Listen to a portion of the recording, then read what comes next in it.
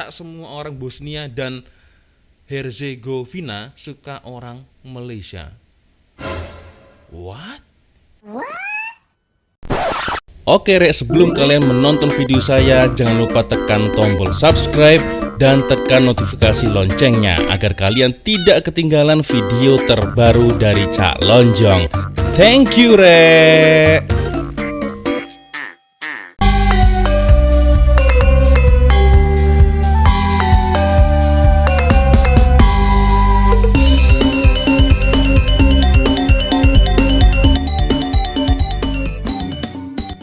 Yo Rek, assalamualaikum warahmatullahi wabarakatuh. Bertemu lagi, ada saya di sini Cak Lonjong. Salam lonjong. Hiya. Apa kabar kawan-kawan? Semoga semuanya dalam kondisi yang sehat ya. Amin ya robbal alamin. So Rek, tanpa membuang masa, jadi ada salah satu kawan kita yang teringin sangat untuk saya mereaction salah satu video dari Bang Amir Arsyad guys ya.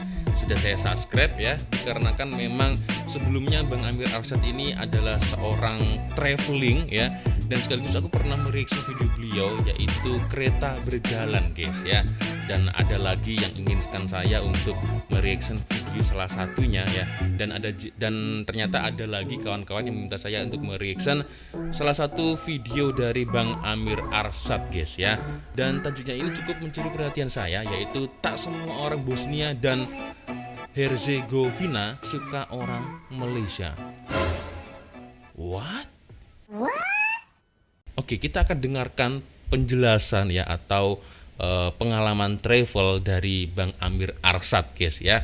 Dan sepertinya video ini panjang guys ya. Jadi saran saya siapkan mungkin kue, jajan atau kopi ya, ini kopi susu ini atau rokok atau vape ya, karena videonya durasinya ini cukup panjang ya.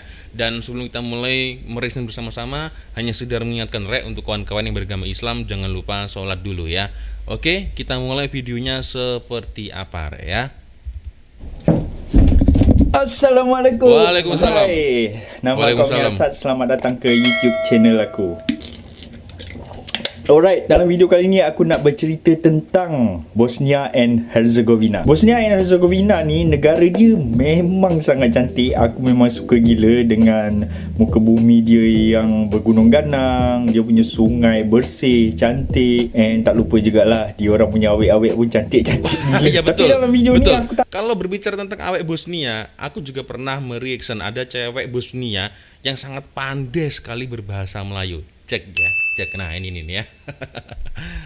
Oke, lanjut. Nak cerita pasal dia punya geografi, tempat-tempat menarik ke ataupun dia punya awet-awet ke. Tapi hari ni aku nak cerita tentang pengalaman kami sewaktu kami berada di Bosnia and Herzegovina. Kami memasuki Bosnia and Herzegovina ni melalui Croatia, satu border darat yang dinamakan Orahoľe. Sebelum kita orang masuk ke Bosnia and Herzegovina ni, aku punya tanggapan, aku punya macam fikiran aku sebelum masuk ke Bosnia, aku fikir orang Bosnia ni mesti suka dengan orang Malaysia. Ya. And karena dulu pernah dibantu kan dengan pihak Malaysia kan ya. Pernah dibantu, seingatku sejarahnya seperti itu. Malaysia ni memang well known lah dengan diorang ni. Yelah, disebabkan kita pernah menghantar tentera kita, tentera pengaman kita ke Bosnia untuk membantu mereka semasa perang Bosnia. Peristiwa perang Bosnia tu berlaku antara tahun 92 sehingga ke tahun 95. Memang seperti apa yang aku jangkakan, memang orang Bosnia ni tahu dengan Malaysia and suka dengan orang Malaysia. Ni aku nak cerita pengalaman sikit sewaktu kita orang berada dekat bandar Sarajevo. Iaitu dia punya ibu negara Bosnia and Herzegovina ni. Okay, sekarang ni kita berada di public park Kalau tengok ramai orang ada kat sekeliling kita. Ini kejap, bersepeda ini ke Bosnia ini. Waduh. Ini loh guys sepedanya guys. Nah ini ya, naik sepeda, naik basikal. Waduh, kalau saya auto kaki copot bang. Ada kat sekeliling kita ramai orang. Jiwa travelernya ini sangat tinggi. Kita masak selama Ini kalau camping seperti ini, Waktu guys. kita orang kat Bandar Sarajevo tu, kita orang cuba untuk mencari tempat camping lah. And Bandar Sarajevo ni memang sangat padat lah. Jadi kita orang pun macam, aduh, kat mana nak camping ni, sebab tempat dia memang padat gila. So kita orang pun melilau-lilau lah kat Bandar Sarajevo tu, dan kita orang mengambil keputusan untuk pergi ke McDonald lah untuk guna wifi dia. Sebab kita orang nak cuba check map online kat mana tempat yang sesuai untuk camping, ataupun mungkin ada host couchsurfing ataupun host warm showers. Sampai je dekat McDonald tu, kita orang ditegur oleh seorang mamat ni lah. Dia ni naik basikal dengan anak dia. Dia datang dekat kita orang sebab mungkin dia ada minat yang sama juga tentang basikal kan. So dia datang kat kita orang and dia tegur kita orang lah. So kita orang pun bagi tahulah yang kita orang daripada Malaysia. And bila kita orang bagi tahu daripada Malaysia, terus dia rasa macam muka dia nampak ceria gila. Dia macam seronok lah bila jumpa dengan kita orang. And dia terus tanya kita orang, anything I can help. Dia pun ada cakap Malaysia dah banyak tolong Bosnia lah, apa benda lah. So inilah masanya dia nak offer bantuan atau tawarkan bantuan kepada kita orang. Jadi kita orang pun bagi tahulah dekat dia, sebenarnya kita orang nak cari tempat bermalam ataupun tempat untuk camping. And dia bagi tahu kita orang, sebenarnya kalau rumah dia kosong, dia boleh bagi kita orang untuk duduk dekat rumah dia lah. Baik Sebab hati betul, Rek. sekarang ni musim summer, jadi dia sewakan apartmen dia atau rumah dia kepada orang luar lah, atau pelancong yang datang ke Bandar Sarajevo tu. Jadi rumah dia memang tak available, jadi dia menawarkan bantuan lah untuk carikan tempat untuk kita orang camping. Sebelum kita orang pergi cari tempat camping tu, dia ajak kita orang lah pergi makan, and dia bawa kita orang pergi ke satu restoran lah.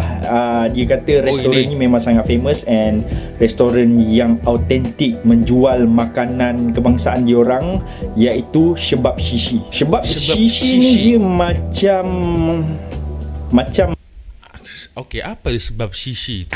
kebab macam sausage pun ada. Dia diperbuat daripada daging, and dia dimakan dengan apa namanya tu, roti pita. Aku pun tak pasti nama dia apa. Roti and ada bawang-bawang sikit, and rasa dia memang sangat sedap lah. Aku suggest kalau korang pergi ke Bosnia, korang kena try Shebab Shishi. Memang sedap gila. Sebelum tu aku lupa nak bagi tahu, nama mamat ni adalah Dame. Jadi sewaktu kita orang duduk dengan dia, bersembang-sembang dengan dia memang seronok lah, sebab dapat berjumpa dengan orang daripada Malaysia. And dia ceritalah Malaysia bagi bantuan. Lepas tu dia kata kat Sarajevo ni banyak bangunan-bangunan Malaysia. Aku pernah dengar kalau Malaysia memang mengirimkan bantuan langsung dari untuk atau Bosnia ya, Sarajevo. Sampai-sampai orang-orang Sarajevo pun yang beragama Muslim ya, diungsikan ya, dibawa ke Malaysia untuk diamankan, guys ya. Makanya di video yang sebelumnya saya pernah meriksa ada seorang awek dari Bosnia fasih sangat berbahasa Melayu. Mantap ya. Kat mana tempat yang kita orang boleh bercamping. Memang nampaklah dia punya keikhlasan dia tu untuk membantu kita orang untuk cari tempat camping, tempat untuk kita orang bermalam. Dia pun asyik cakap, sorry sebab rumah dia sekarang ni tengah ada orang, so memang tak boleh nak bagi kita menginap. Kalau tak ada orang, confirm dia akan bagi tempat tu untuk kita tidur secara percuma. And pada malam tu kita orang jumpalah tempat kita orang nak bercamping. Yelah, mungkin itu satu cara dia untuk macam membalas budi Malaysia yang telah membantu Bosnia sewaktu perang Bosnia yang berlaku dulu. Ni ada satu cerita lagi aku nak kongsikan kat korang. Ada satu hari tu, sewaktu kita orang berjalan-jalan dekat Bandar Sarajevo tu, kita orang singgah kat satu masjid ni tau. Sewaktu aku buka pintu masjid tu, aku masuk ke dalam, aku nampak ada orang berkumpul tau kat depan pintu masjid tu. Tiba-tiba ada pakcik tu, dia datang kat aku terus cakap, Assalamualaikum, apa khabar? Cakap dalam bahasa Melayu. Aku pun macam terkejut. Aku pun jawab lah, Waalaikumsalam, Alhamdulillah sihat. Dan pakcik tu siap cakap, Malaysia, Mahathir Mohamad. Aku pun macam terkejut lah. Time tu aku rasa macam blur. Aku terkejut. Malaysia, macam mana Mahathir pakcik Mohamad boleh cakap bahasa Melayu? Kat mana dia belajar cakap bahasa Melayu? So aku tanya dia lah, where do you learn bahasa Melayu? And dia pun kejap. sampai begitu terngiang-ngiang ya orang-orang Sarajevo atau orang Bosnia ini dengan bantuan yang dilakukan oleh Malaysia pada zaman dahulu guys ya. Sampai-sampai teringat ya siapa menteri pada waktu itu, yaitu Mahathir Muhammad. Oke, next. Macam terpinga-pinga tak boleh nak jawab lah. Aku rasa dia tahu tu je lah. Apa khabar, itu je yang dia tahu. And dia tahu Mahathir Muhammad. Aku tak rasa pakcik tu boleh cakap bahasa Inggeris, sebab aku cuba cakap bahasa Inggeris tapi dia tak boleh nak faham. Jadi perbualan kita orang terhenti setakat itu je lah. So nampaklah kat situ kesan daripada bantuan yang Malaysia berikan kepada Bosnia ini. Aku terkejut. Uish, macam mana pakcik ni boleh cakap bahasa Melayu? Kat mana dia belajar cakap bahasa Melayu? So aku tanya dia lah, where do you learn bahasa Melayu? And dia pun macam terpinga-pinga tak boleh nak jawab lah. Aku rasa dia tahu tu je lah. Apa khabar, itu je yang dia tahu. And dia tahu Mahathir Muhammad. Aku tak rasa pakcik tu boleh cakap bahasa Inggeris, sebab aku cuba cakap bahasa Inggeris tapi dia bahasa Inggris pun tak boleh ya. Bahasa Melayu pun juga hanya boleh apa kabar. Kat situ kesan daripada bantuan yang Malaysia berikan kepada Bosnia and Herzegovina sewaktu berlakunya perang Bosnia. Tak silap aku, Malaysia hantar tentera ke sana pada tahun 93 kalau tak silap aku lah. Dia telah memberi satu impak yang sampai orang Bosnia suka dengan Malaysia. Diorang pun boleh cam yang muka kita orang ni muka Malaysia. Tetapi ini ada tetapi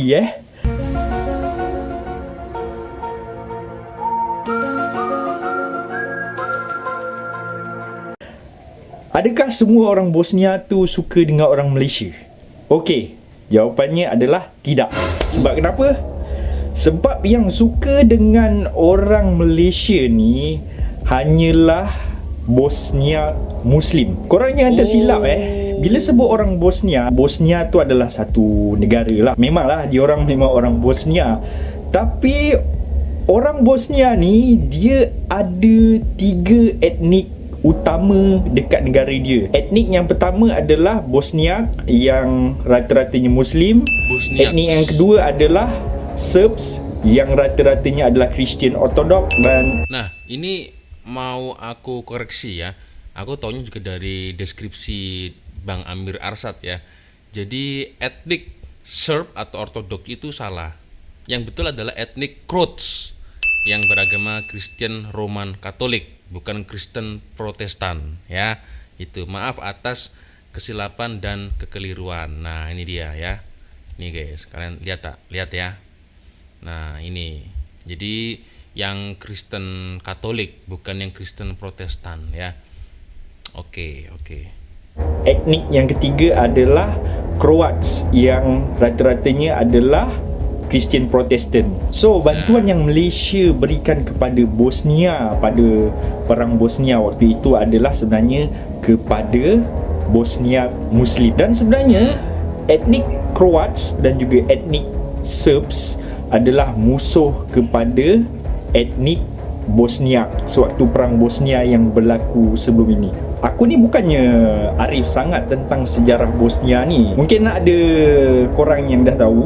Kepada korang yang tak tahu, aku akan cuba terangkan as simple as I can lah supaya korang boleh faham. Sebab sejarah Bosnia ni memang sangat complicated. So aku cuba explain apa yang aku tahu serba sedikit ni supaya korang dapat gambaran dia lah macam mana. Kalau korang tahu dengan lebih lanjut, korang boleh lah buat pembacaan sendiri ataupun kajian sendiri. Okey, sedia untuk pening kepala? Alright. Siap sedia pening kepala tak, Rek? Minum kopi dulu ya biar tak pening. Bismillahirrahmanirrahim. Oke. Siap, lanjut Bang. Kenapa nama Bosnia ni adalah Bosnia and Herzegovina? Okey, aku boleh terangkan secara simple. Bosnia and Herzegovina ni dia bukannya dua negara yang bergabung jadi satu.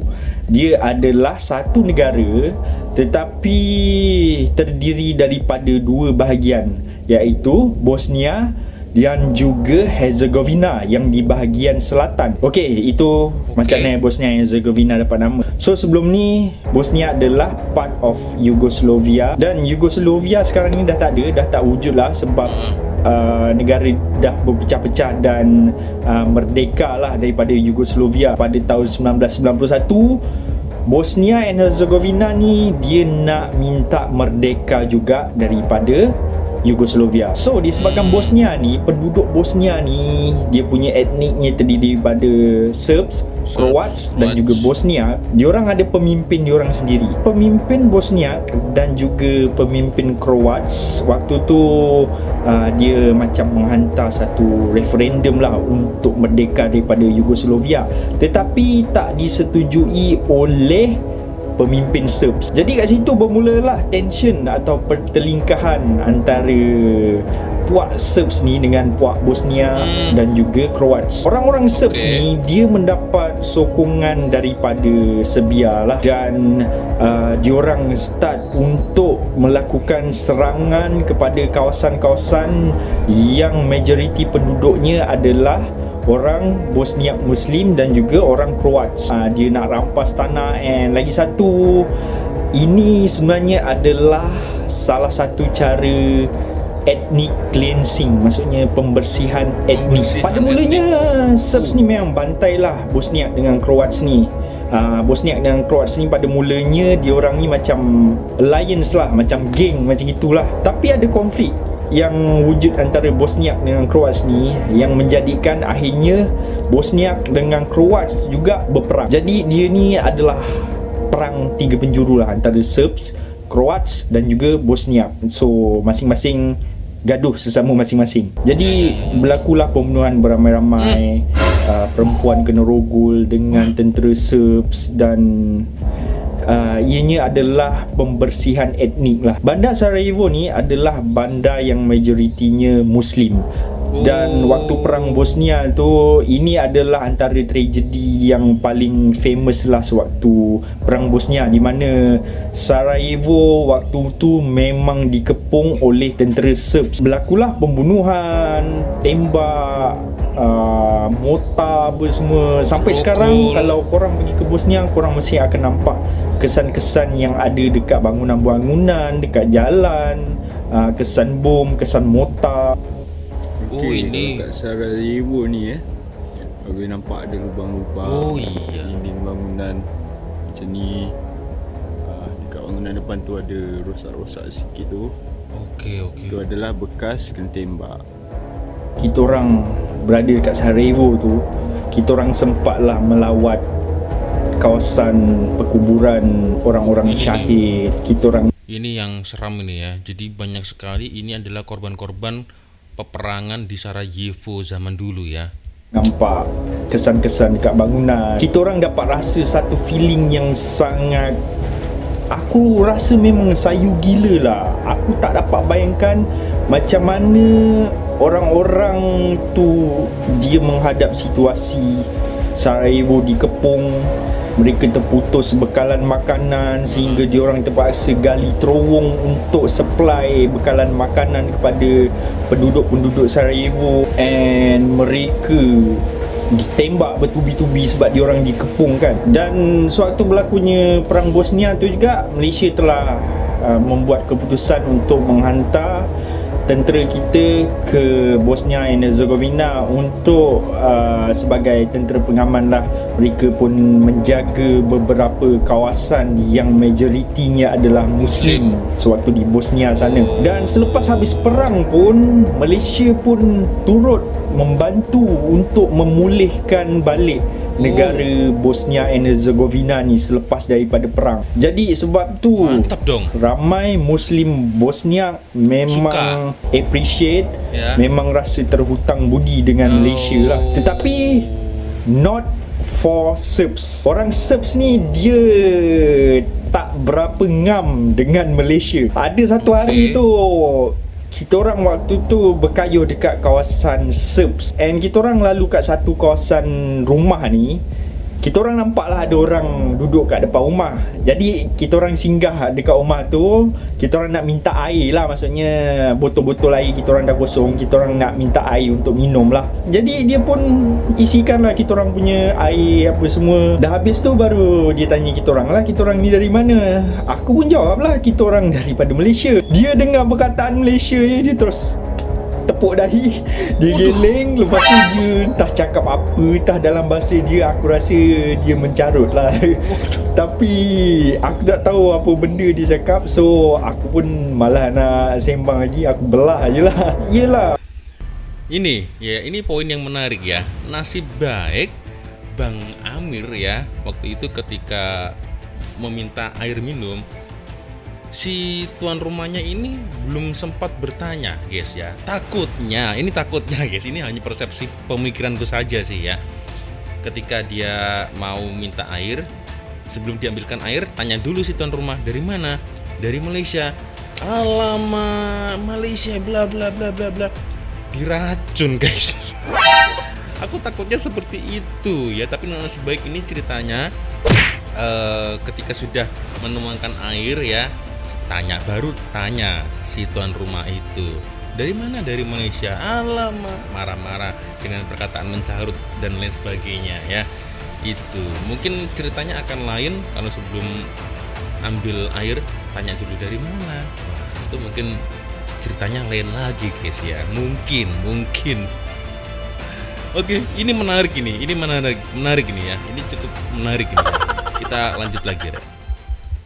Malaysia tolong Muslim Bosnia ni untuk memerangi Serbs yang berada dekat Bosnia. Kalau korang nak tahu, dekat Bosnia ni, 3 etnik ni memang tak boleh nak ngam sampai sekarang lah. And diorang ni hidup secara berasingan lah. Ada satu kawasan ni puak Croats, ada satu kawasan ni memang tempat Bosnia, satu kawasan ni tempat Serbs. Kalau korang nak tahu, Bosnia ni dia satu negara, tapi dia terpecah kepada 2 entiti, iaitu Federation of Bosnia and Herzegovina dan juga satu lagi dipanggil Republic of Spasska. Di Federation of Bosnia and Herzegovina ni diduduki oleh orang-orang Bosnia Muslim dan juga orang Croats, dan di Republic of Spasska ni majoriti yang duduk kat kawasan tu adalah Serbs Orthodox. Tapi dalam Federation of Bosnia and Herzegovina ni, rata-rata orang Croats ni dia duduk dekat area Herzegovina tu,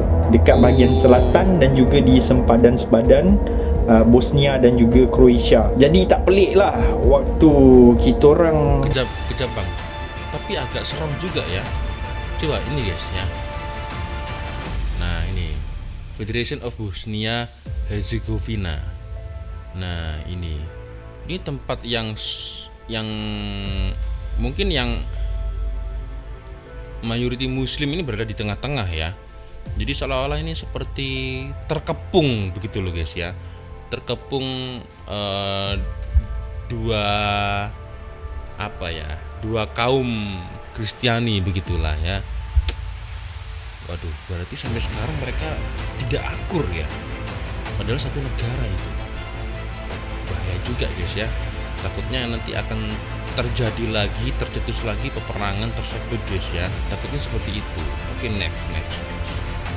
sebenarnya adalah orang Bosnia yang beretnik Croats. Waktu kita orang cross border tu pun ada terjumpa lah dengan seorang mamat ni. Dia kata dia duduk kat Bosnia tapi dia kerja kat Croatia, sebab orang-orang Croats ni dia punya sekutu tu Croatia lah. And orang Serbs ni sekutu dia pula adalah Serbia. Yang lagi pelik dan lagi pening Bosnia and Herzegovina dia ada 3 presiden. Kalau korang nak tahu, presiden diorang terdiri daripada presiden daripada puak Croats, Bosniak dan juga Serbs. Dan untuk mengepalai negara Bosnia and Herzegovina tu, diorang akan rotate tau. Macam kita lah yang di Pertuan Agong kan, kita ada rotating system. rotate. Diorang pun lebih kurang juga macam tu. Cuma tak silap aku diorang tempoh dia 8 bulan. Okey, apa lagi aku nak cerita Jadi ini menarik nih. Berarti kepemimpinan negara ini dipimpin oleh 3 presiden itu tadi, tapi di-rotate guys ya. Kristen, Muslim, Kristen, Muslim, Kristen, Muslim, gitu terus kan di-rotate. Tetapi ini masa pemerintahannya hanya 8 bulan saja. Hanya 8 bulan. Kalau Perdana Menteri atau Presiden ya di Indonesia itu 5 tahun. Ini hanya 8 bulan guys ya.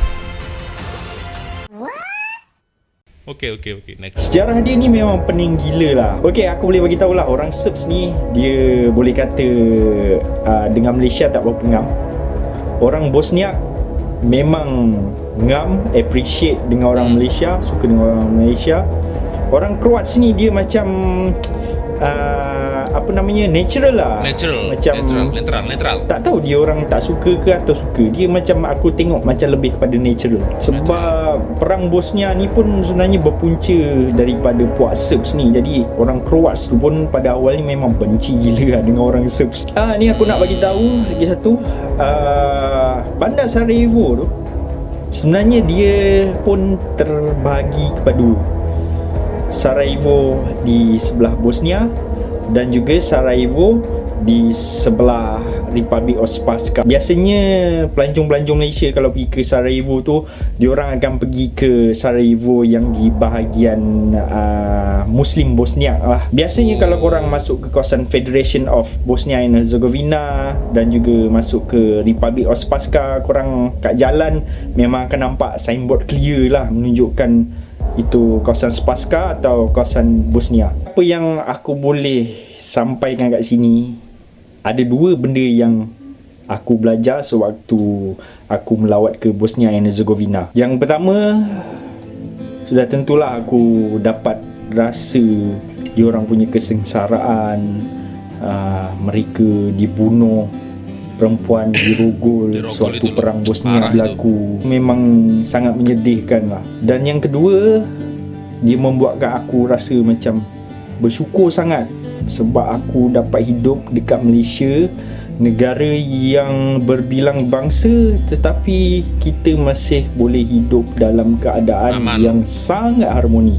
Tak macam Bosnia and Herzegovina. Sebenarnya walaupun perang dah habis, tapi mereka hanya bersetuju untuk menamatkan perang, tapi pendamaian yang sebenar tu tak tercapai lagi. Jadi kalau berlakunya satu lagi isu antara etnik dekat Bosnia and Herzegovina, boleh berlaku perang lagi sekali.